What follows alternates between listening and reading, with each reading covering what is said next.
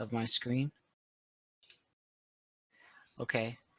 If you want to record it and you'd like a better picture, there's a full screen button in the bottom right-hand corner. I guess it covers the chat, but the resolution isn't incredible. But you should be able to to see what I'm doing if I zoom in a little closer here. Or maybe what I'll do is expand the image size so I can, let's do 200%. So what I did here is I picked 4 pages you sent me of gestures that you did. I just kind of picked the ones that I felt I could work the most with. And I think this will take up a good amount of an hour here. And just go over what I think about them and draw next to them or draw on top of them and give you my input. So let's start with something a little simpler here. So one of the things that I talked about earlier was that I think that your work in pen is probably the most impressive stuff that you have. I think it shows your skill in the most like true form, because like you were talking about how your tablet is kind of small, and I noticed that it was kind of creating a lot of jagged edges for you, and I know that I recommended Lazy Nezumi to you, and it seemed like you were having a good time with that, so that's awesome. Really great piece of software. But okay, so these are 2-minute gestures, and I can see that you established the line of action. That's really great. A lot of people seem to either forget it or they just don't use it. But I think it's really helpful, especially if you only have 2 minutes to do a pose.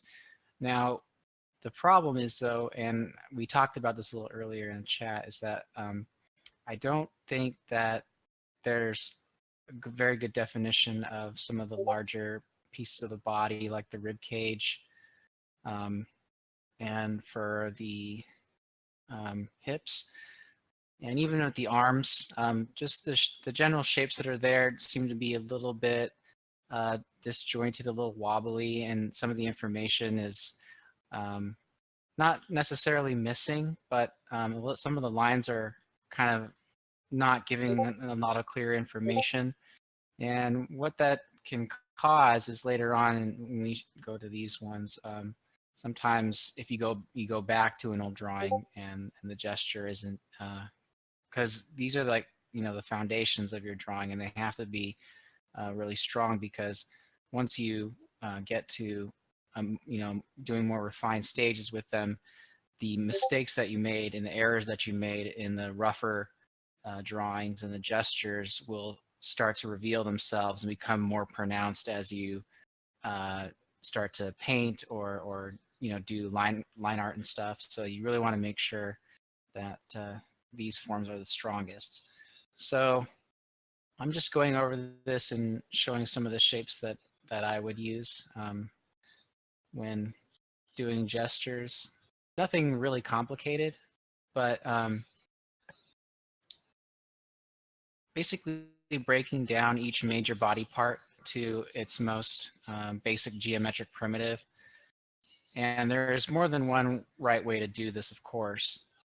And it'll take a while to figure out what you feel the most comfortable with. And I know we were talking about that book Force earlier by Matesi, and another student I recommended, and he really likes a work by Bridgman, who you probably know. He has a more rigid style, I would say, of gestures. Still very great anatomical work, but not as animated. Although I really think Matesi is more your something that you'd be interested in, because I feel like with those comic pages that you showed me, all of that work is very animated. It looks like one of them even worked on animation for a fighting game, and a lot of those artists actually look like they worked on fighting games, and so that's kind of like what they're really good at is doing key poses for animation. And I myself am an animator by trade, so a lot of the work I do, I try to keep in mind, like, or just by default, I kind of like to do more animated poses. All right, so let me just up the opacity a little bit more on these gestures. So really all I did was, there are a couple indicators I think are really important. Obviously, the alignment of the shoulders and the hips. These poses are from the side, so you can't see the full alignment of the hips, but you can see in these poses, contrapposto. Just let me know in the chat if you're familiar with that term. Just in case if you aren't, it's a very old concept that stems from the Greek artists, where basically when the body is relaxing in a standing pose, the angle of the hips and the shoulders are counterbalanced. So when you got that line of action, you'll see this in a lot of statues in ancient Greek and even Romans. The Romans, of course, borrowed heavily from the Greeks. These kind of standing poses where the shoulders will be angled a little bit this way, and then the hips will be angled in the opposite direction. And that's basically how the human body defaults as a relaxing standing pose. Because older statues before the Greek Renaissance and with sculptors and artists, you'll see a lot of very stiff poses, and it's like that standing at attention pose. And it's very uncomfortable and unnatural pose for the human body. What the body does is it will favor one side and put more weight on it, and then the shoulders will counteract that in order to maintain balance. So when you do life drawing and stuff, that's where you'll see that. And I know a lot of I haven't used Terawell in a while, but I think a lot of the default poses in there have that. But when you're constructing a pose in Terawell or any kind of 3D poser program, which is fairly common in the industry, and I think you find a lot of the artists that you really love probably use software like that a lot, not just to save time, but also because it's hard to sometimes find the pose that you're looking for. And it can be, if you can put that together in a 3D poser program in 5 minutes, that can really be super helpful. And there's definitely nothing wrong with that. So I'm going to save this and move on to this one here. So, all right. So with stuff like this, I can see definitely a lot more exaggerated anatomy. It's really cool. Especially, in a comic book universe, you have characters with lots of super muscular, just taking human proportions and taking them to their extremes. One thing I do see here, though, is some proportion issues. Especially, I feel like they're just like too squished vertically. So, like, for example, with this one, you probably want more space here for the upper body and the midsection, and bring all this down.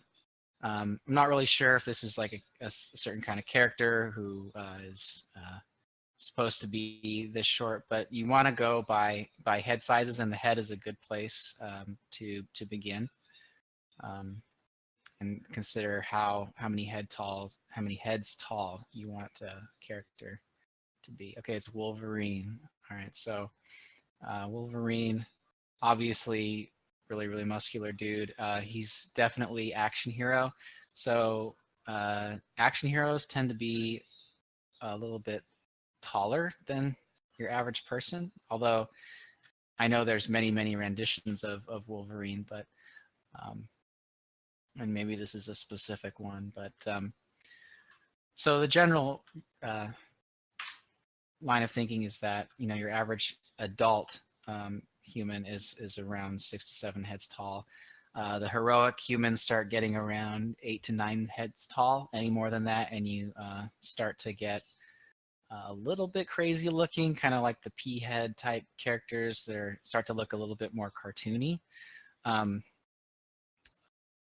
So I would go with, and if you have to, and in a digital environment, this is really easy. You can take the general shape of what the the full head might look like. And if we go from the front here and just kind of align the heads down, and you can see for the one that you had originally, he's probably like 5 heads tall, and it's kind of like the age right before adulthood. Not quite child size, but a little bit older than teen, young adult. We definitely want him to be taller, especially to give him that kind of foreboding presence of a super muscular action hero. Another thing here too, and this is something I'll probably repeat myself on a lot, is and I showed I took a clip out of the Matesi book Force. It was let me see if I can just pull it up here. It's this one. Let's see if I can drag it in to Photoshop. Yeah, that worked. All right, so there's like 3 types of lines that you see a lot in gestural drawing. Number 3 is commonly referred to as chicken scratching. I don't think that you do this at all, and that's great, because that's probably the biggest problem I run into a lot, where people make lots and lots of little tiny strokes instead of one big one. You're right here, number 2. I see you're making these long, confident strokes, which is really awesome, because line confidence is a really important trait, and I think you develop it from drawing traditionally. Line confidence is basically just the idea that, by working in pen, and I noticed that some of your gestures are in pen, when you make that mark, there's no going back. A lot of artists who start digitally first, they become not necessarily crippled, but they get used to the convenience of having an undo button.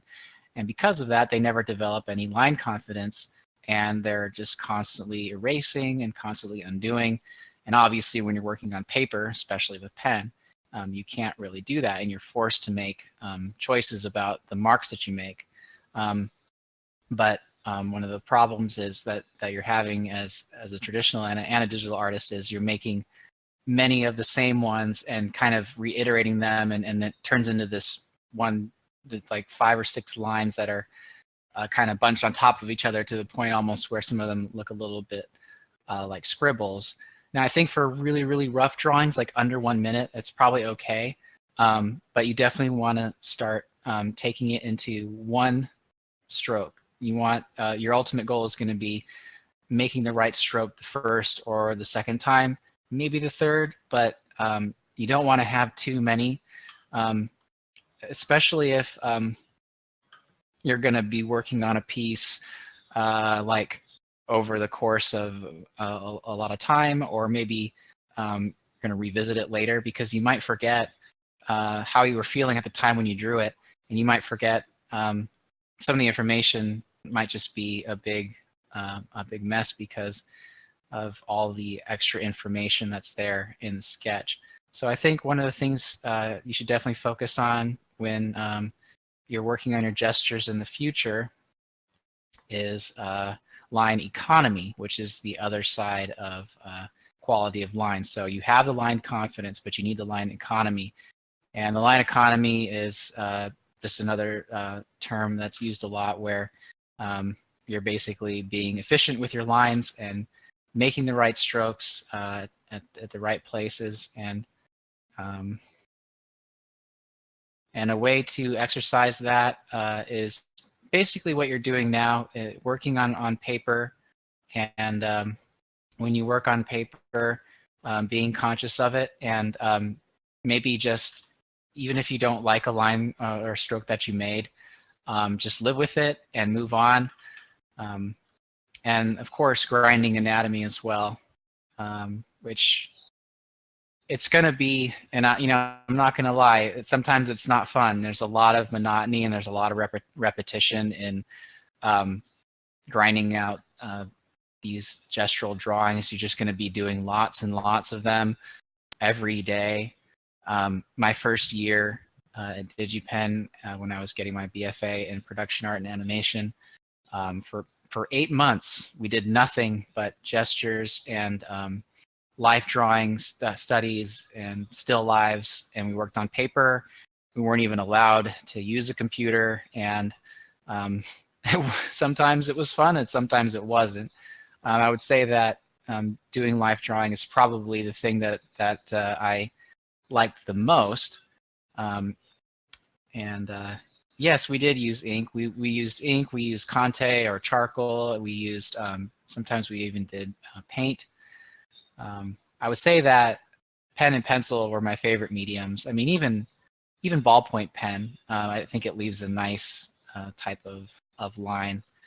And of course, even finding the right kind of paper. You know, there's a certain brand of sketchbook that I like, and there's a certain brand of pencil that I like the most, and that's definitely a personal preference. And of course, investing in traditional art supplies can become expensive, but pen and pencil, you know, and paper is probably the cheapest when it comes to some of the more heavier mediums like paint. Yes, working with pen definitely helps a lot with line economy. I think I mentioned that, and it is because you can't erase. It does force you to make a decision about the lines that you're going to make. They're very permanent. And also, this is another thing that you can do a lot, and you can even do this with pen by making really small strokes first before making and like indicator strokes. And I'll talk about this in a minute because I don't want to jump around too much. But I hope you can see what I'm doing here. And I think, tell me if I'm correct here, but when you do these gestures, do you start from the head and work your way down the body generally? Or what's your process usually? You start with the head, okay.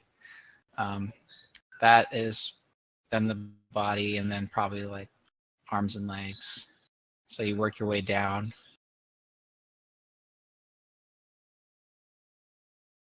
Okay.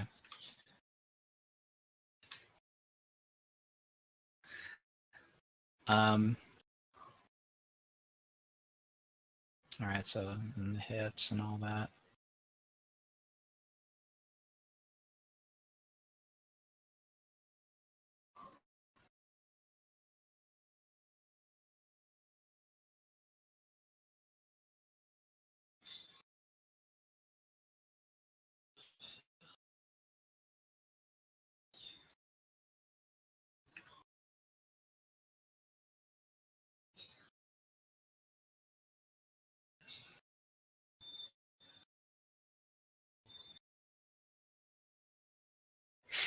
Okay. All right. That's what I thought. All right. So I think what's happening here, and this is something that maybe you already do, but if not, then maybe, or just leave a note for yourself or in your head when you're working. One thing that I recommend to a lot of people is when you're working is every 5 minutes or so, or depending on how fast you work, every time maybe you start a new part of the body, take a step back or zoom out and really far, so you get like a silhouette of what you're working on, and see how the proportions look. Because what can happen a lot is people start to get lost in the little things instead of looking at the whole picture. And that's where proportion issues generally come from, because our eyes can always tell when something is amiss, unless if we've been staring at it for a really, really long time. But a lot of these are gestures and sketches or just lines, you know, and there's not a lot of like fully rendered paintings here. So I think that would be something that you would be able to notice. And I know you mentioned the fact that proportions and the fact that people have been, it's something that's been nagging at you. So, because what I see happening here is the upper body area, the proportions are generally correct, but as we travel down the body, things start to squish and get smaller. So I think like this pose is probably actually, this one's pretty good. Maybe you started with this one, but as we got down these two here that I just wanted to redraw, I feel like these are the ones that have the biggest issues. And you can see how much more height I added to these characters, to these drawings of Wolverine here. Um, it's really just like he's kind of missing, he was missing his midsection. Oh, Sabretooth, okay. So he's missing his midsection, basically a longer spine. Oh, I see. Okay, so you were referencing a sprite there, and you can see that, yeah. So there's that big, and that looks like it's by that artist that you like, that's got that really, really huge upper body. And I mean, you know, these are superhero muscle definition.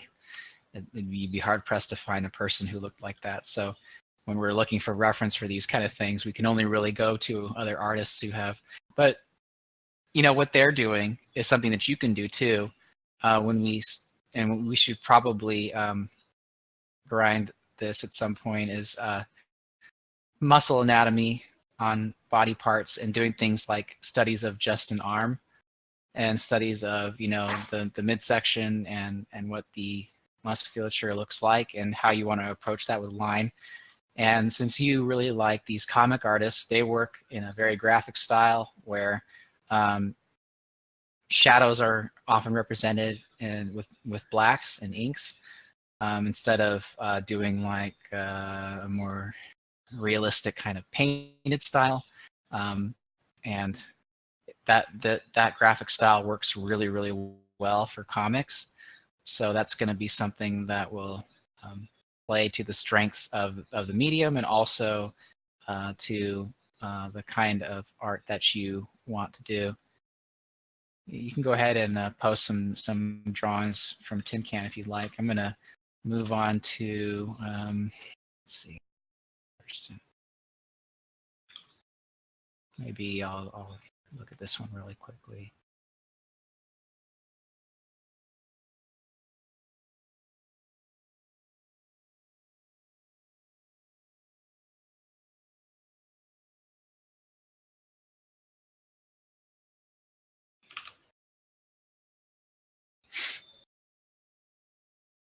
Um,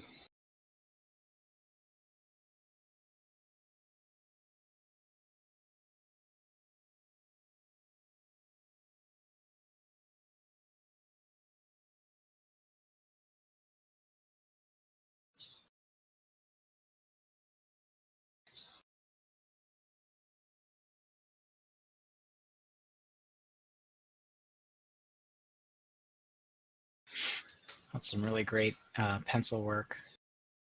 Really good hatching, nice perspective,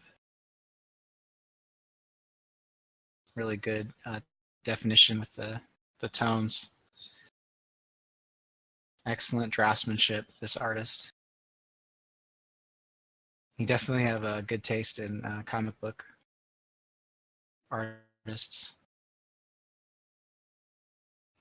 And again, the very exaggerated features, but also very anatomically correct.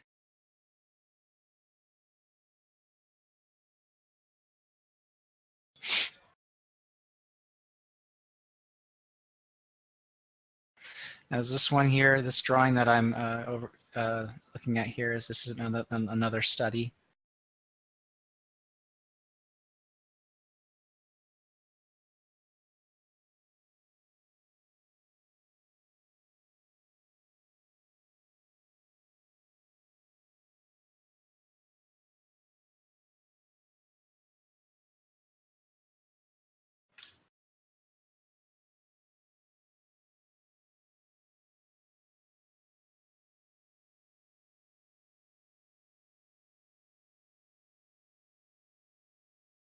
I think it generally has the same issue that I was talking about with the last file I was working in, where the lower body feels a little bit too small.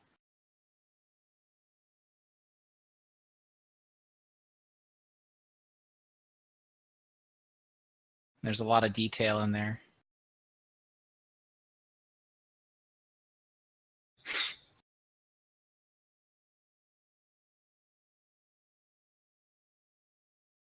But I also wanted to look at these last gestures here.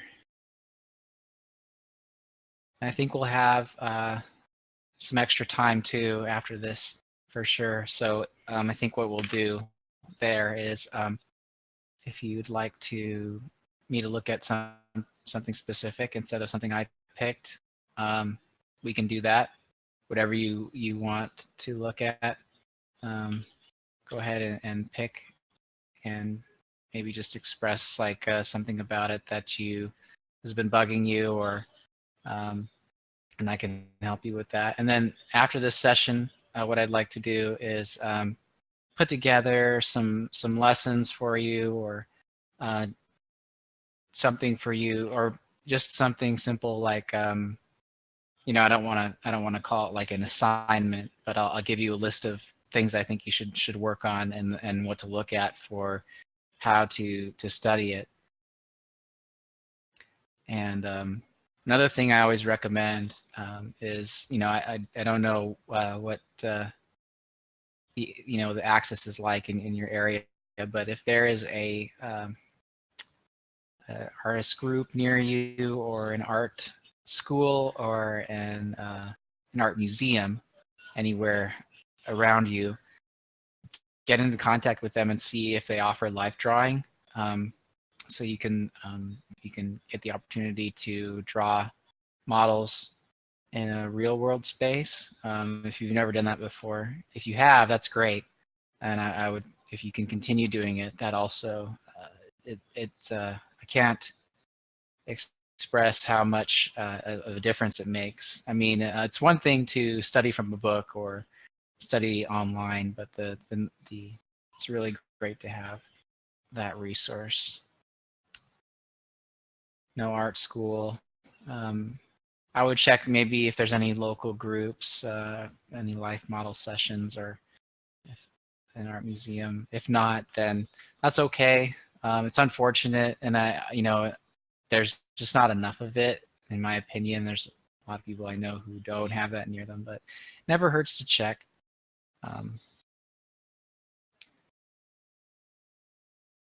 Yeah, so with your gestures here, it's like a really great gesture is lying behind them. It's just that there's just too much information, and we need to find a way to boil it down.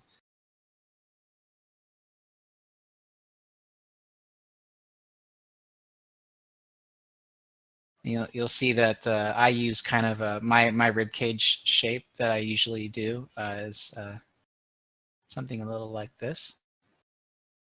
You can see the sternum. It's really just this line here. And then like for hips, I kind of like, I wouldn't really call it a bean shape. It's more of like a, a V wing shape that I like to use. And then I'll do, my thighs are usually like this, and I use a point indicator for the knee. And then, and this is like for more of a female pose, since we're looking at a female gestures here.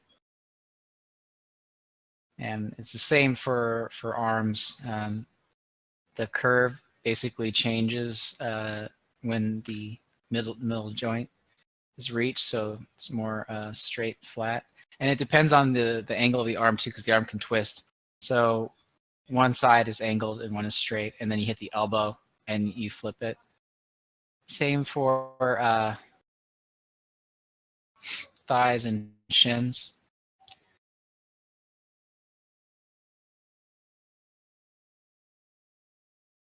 And then for heads, one thing I like to do is, you start with that generic cross shape in a circle, then add the lower jaw, and you get more of a real head shape.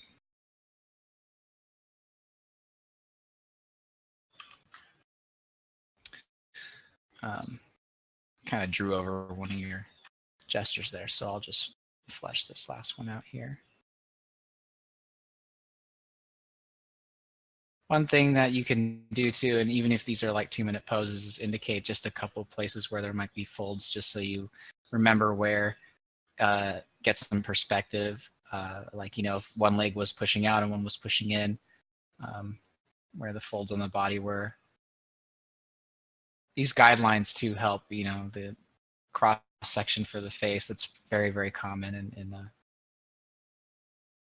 yeah, I can't actually, for the arms here, I'm not sure. Maybe there's like a foreshortened arm. It's hard to tell. Hands and feet, I usually don't do like toes or anything like that in a 2-minute. I'll only do that if it's like a 5-minute. And a great warm up to do is I'll do like 5 or 10 2 minutes, and then do 3 or 4 or 5 minutes, and then maybe 2 10s. I don't usually do gestures longer than 10 minutes because I feel like after 10 minutes you kind of have all the information that you need to draw down.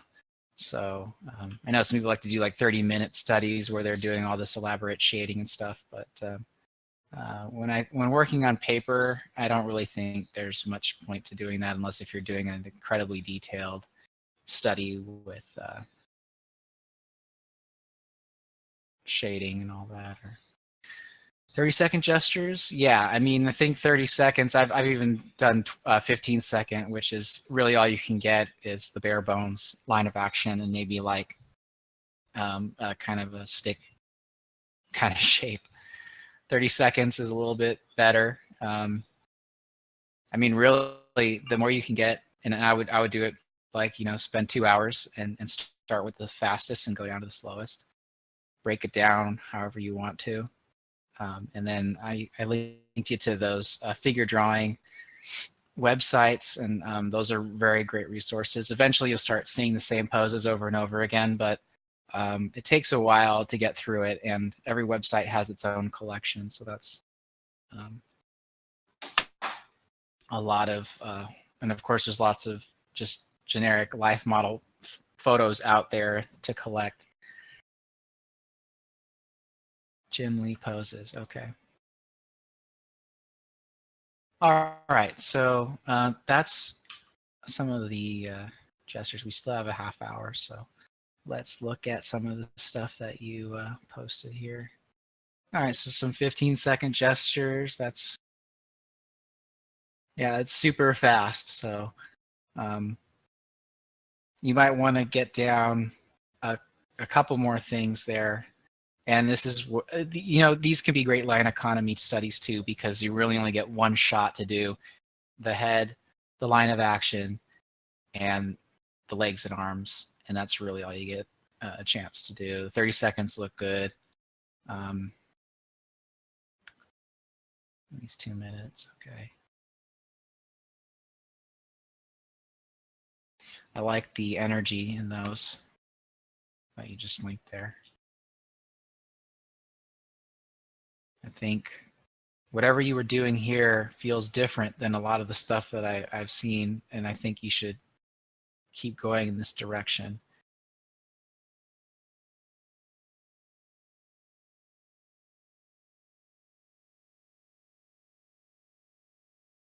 The 20-minute one with the ball in the hand is pretty good too.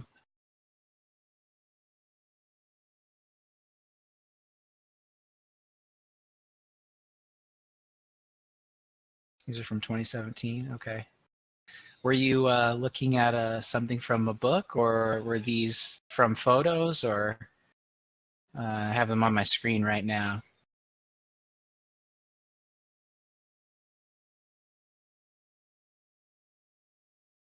These are from a comic book, okay. They're very, very lively, very good action pose.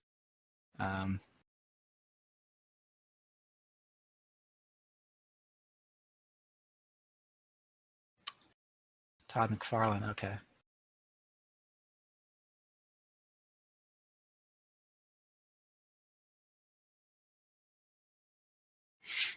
Yeah. Let me show you some stuff from Bridgman. I don't know if you have any books from Bridgman, but he really goes into muscle anatomy in great detail. Great. All right. Perfect. These are some things you might want to study just because he focuses on specific body parts. It's probably the best examples I've ever found of kind of how like, from the bone all the way to the muscle layer and then over the skin, how different parts of the body intersect. And then, these muscle forms, I mean, all you really have to do, if you really like those comic book type builds, is they're just more muscular. You just take this arm and basically double its size and muscle mass. And you can see here how defined some of these sketches are. And when we're doing gestures, obviously we're not focusing quite on the style yet. And I know that you really, it seems like the comic book style that you like.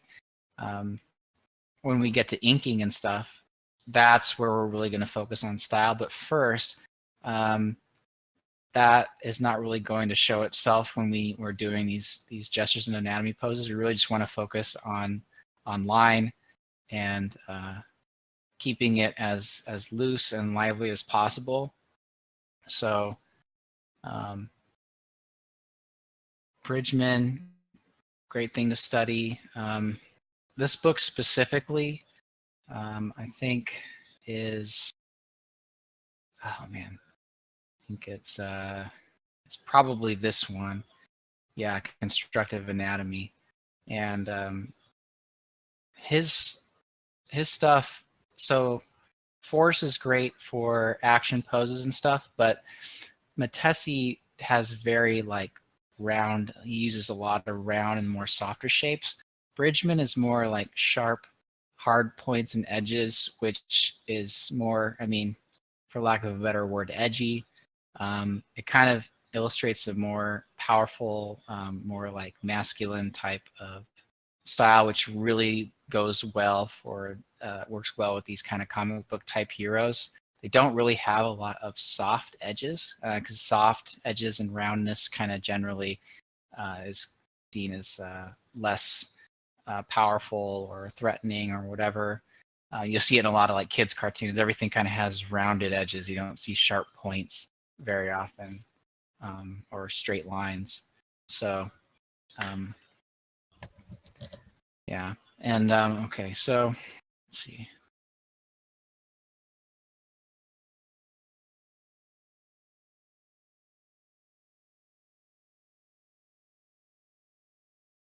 Maybe we can mix it up a bit. I think the best thing to do here would be to have a mixture of lots of gestures from life, studying from life, and then maybe also some studies of some of these pieces of art from your favorite artist that you've linked me.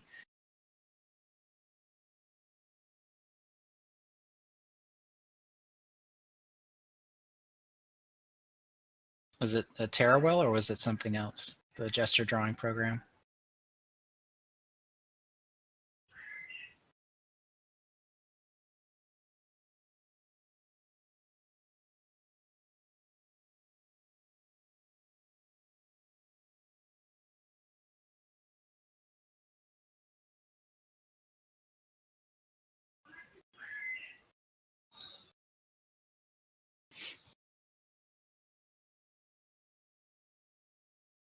So we have about 10 minutes. So I guess let's just go over some of the things that we went over today really quickly, and then I want to talk about what I think we should do until we meet again. I'm going to be pretty busy until I leave in 2 days to go to Atlanta, and then I'll be back on Monday, or maybe it was Tuesday. And then I'll be back here for a week. So we could probably meet again sometime in between the last few days of May and the beginning of June. And I don't know what your schedule's like, but I usually give people a certain number of things that I'd like to see from the next time, and and then go from there. Because ultimately, one thing I do, and I don't think I've asked you this yet, but what's your ultimate goal as an artist? Do you want to work as a professional in the field? Is this just a hobby that you really like, and you just want to try and get better? Um, where do you see yourself as an artist in a few years from now, and all that?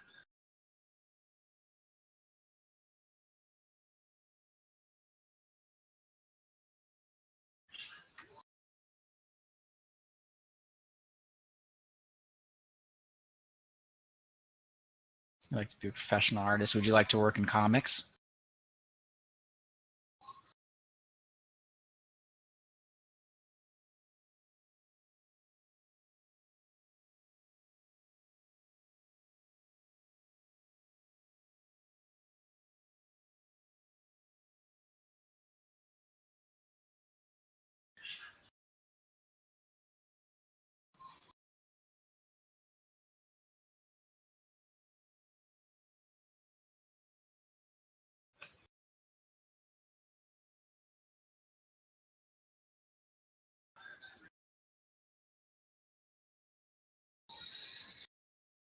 Cars, bikes, robots. So you're interested in mechanical stuff as well. That's something where using 3D software as an overlay can be really, really helpful.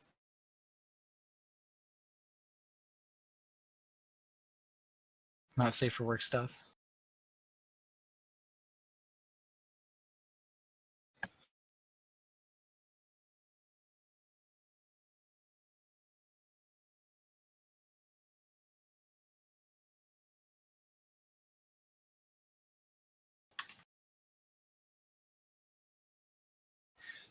So here's something I put together for somebody last year who was actually a new artist who wanted to learn how to gesture, and I was showing him the most like bare bones kind of gestures that I would do if I was showing somebody who was doing gestures for the first time.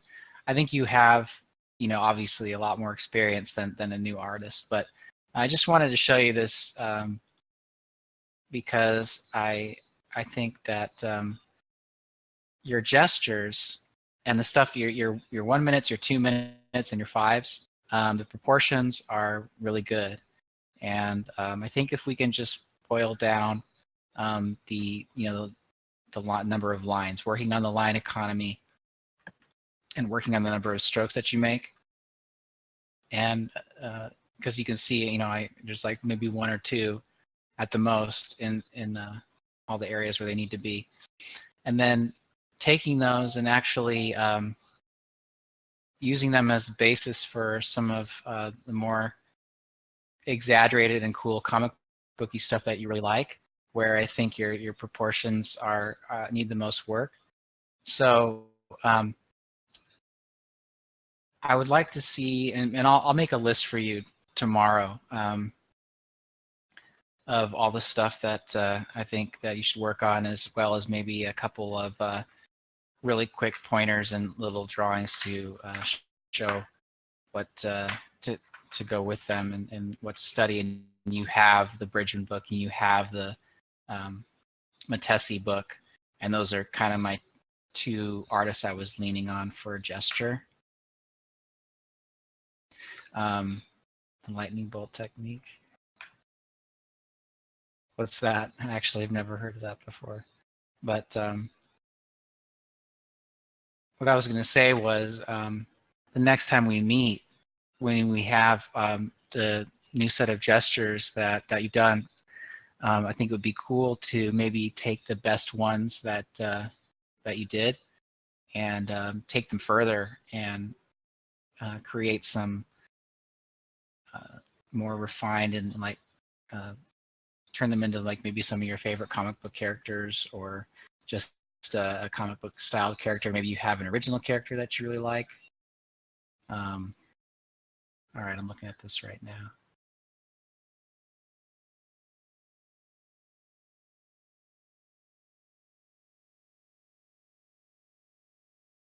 lightning bolt technique.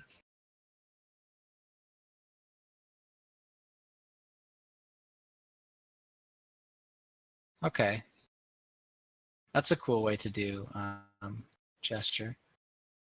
I would say this is perfectly fine. If this is your favorite way to do, it'd be interesting to see a gesture drawn this way. I've never really seen anything quite like it. But like I said, this is just what I like to do, and I think that if there's no reason why you shouldn't do what you like to do the most. And it's also very good to experiment and work different techniques. I would suggest, maybe if you haven't done it already, is doing some studies of the Matesi drawings in force and going through and maybe doing some rougher gestures of Bridgman stuff, because his stuff is a little bit more detailed, and I don't really think we should be doing anything super extensive or detailed quite yet. But those are the two kind of like foundational books that stick out to me that I think fit you the best, which is interesting because they're very different artists, but it's for different reasons. Matesi more for the lively, kind of more action-oriented combat, comic book poses that you like, and Bridgman for the muscle anatomy, because he has a really, really great and strong grasp on draftsmanship for muscular anatomy. I don't think you need to do all the drawings in force, and I think there's body types in force that probably won't interest you. But I would, for the time being, I just think that the stuff that I showed that you sent me here, and let me just reopen these really quickly. So these studies of these big comic book type dudes, I think we need to take a step back for a little bit and get away from this stuff, because these artists are, they're just at such a really high level that I can definitely see that you are doing the best you can to copy the fidelity of detail in the anatomy that they have. But I think you're getting so lost in the detail that the perspective and the proportions are kind of getting messed up a little bit.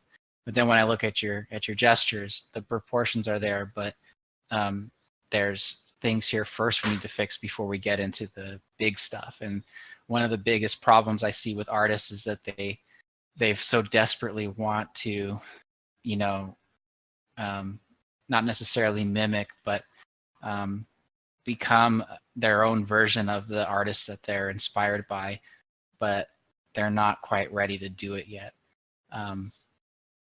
And you're closer than most who start, because a lot of people don't have any foundational skills at all.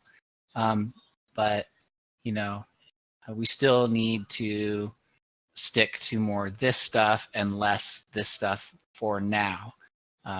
But yeah, I think you've shown me a lot of drawings, and I think you demonstrate that when you put your mind to it, you do a lot of gestures and stuff, and it's just a matter of doing it consistently every day, even if it's just like for a few minutes, even if it's just one or two drawings. If you can draw every day, that's really, really good. I don't know what your schedule's like, but if you ever need advice or anything like that, except for the days that I'm traveling, because I usually am not online, when I'm home, I'm at my computer at least once a day, and I'm always open to giving advice on stuff like that, or looking at a new drawing that you did, and if you want any critique or advice on it, I can always do that as well. So yeah. If you have any other questions, just let me know for today. Yeah, so I will get you a list of, tomorrow is today. It's 2 a.m, but when I wake up tomorrow, I have a stream, and then after the stream, I'm going to put together a list of like tasks for you, or assignment, or whatever you want to call it. I just need to gather it all together in one place. I'll take some pages out of Bridgman and Matesi so that you don't have to. And I'll give you some links for stuff that I think that you should study. Perspective and proportion. Yeah, we can talk about that next time too. I think that'll be an appropriate time to discuss that. And also foreshortening, which can be really tricky. I saw some foreshortening stuff that we could talk about in one of your drawings. I think it was Ryu, guy with a red bandana, maybe getting his name wrong, I'm not sure. But anyways, there's a lot to talk about. I don't want to overwhelm, with too many things at once. And we got to take our time. Patience is a really important thing in what we're doing here. So we have to be patient and tackle all these problems one step at a time. So let me just send you the drawings I did sketches over today.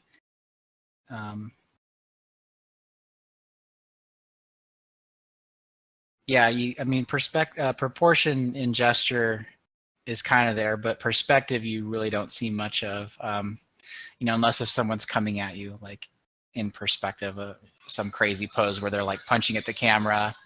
That's where you kind of need to do other stuff, like maybe establish, those are kind of like abnormal looking things where you like, maybe if the fist is the most important thing, you're not starting with the head because they're coming at the camera.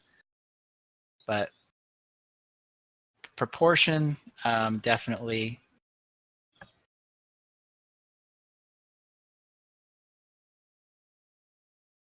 I'm saving these as PNGs because the PSDs are too large to go into Discord here. So hopefully the images here will work. It's unfortunate because it means the layers will be flattened, but did I save this one already, or was it the other one? Yeah, I need to get the other one. I think it was 3, yeah.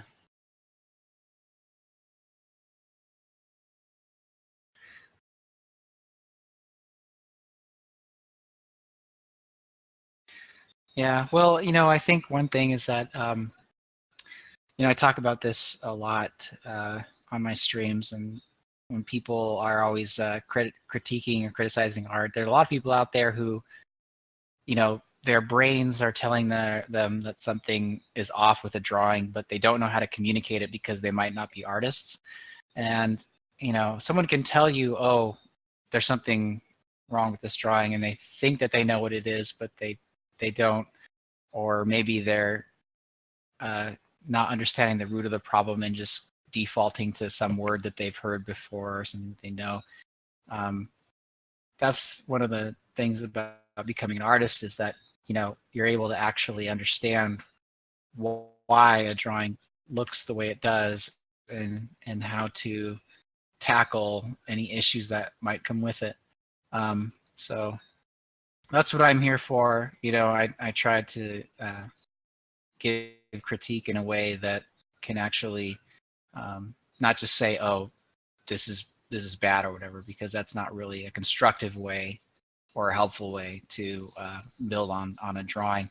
What I like to do is I like to see what an artist is good at, and then go back and say, okay, how do we lift up the other parts of your drawing that aren't up to par with this, so that you can make the best drawing that you can make. And for you, like I said, your two biggest strengths are your liveliness and your line confidence, and your ability to work in great gestures.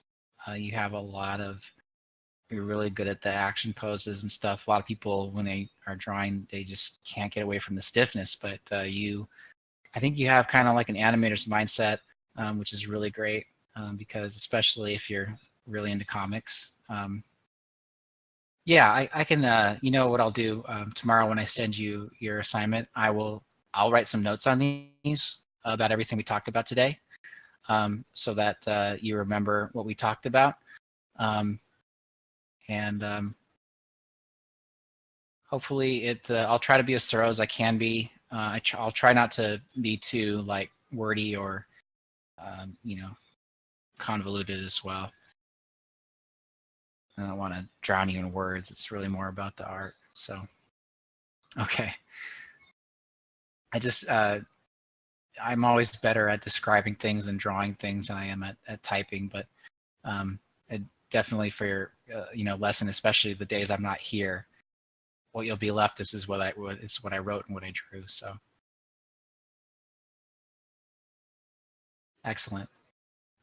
Well, thanks so much for showing me your stuff today and showing me the artists that inspire you and answering all my questions. I think that I'm pretty encouraged by what I see, and I think that with your confidence and if you're consistent with drawing, that will get to a place where you feel a lot better about the stuff that's been bugging you pretty quickly. And yeah, you're basically halfway there because your gestures and stuff are great. We just need to work on a couple things. So keep that pen and paper.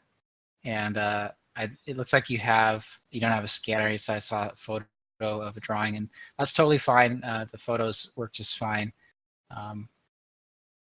And for digital stuff, I'd say if it's like a 50-50 mix of digital and traditional, that's good enough. If you don't have like tons of paper or pen and pencil, or maybe you're working in an environment where it's easier to take out your tablet or whatever.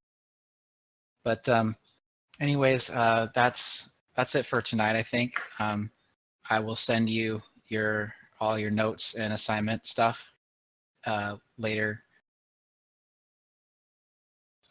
Not tomorrow technically, just like way later in today. I'll probably be done streaming around 10 p.m. I'm Pacific time, so it's almost 2 a.m. here, so I don't know what time it is where you are, but yeah. Other than that, if you have any thing for me, I'll be here until Wednesday. I leave on Wednesday, so yeah. Oh, okay, so you're like Central, or no, that's East. Yeah. All right. I won't keep you anymore then. Hope this was helpful, and I'll talk to you tomorrow.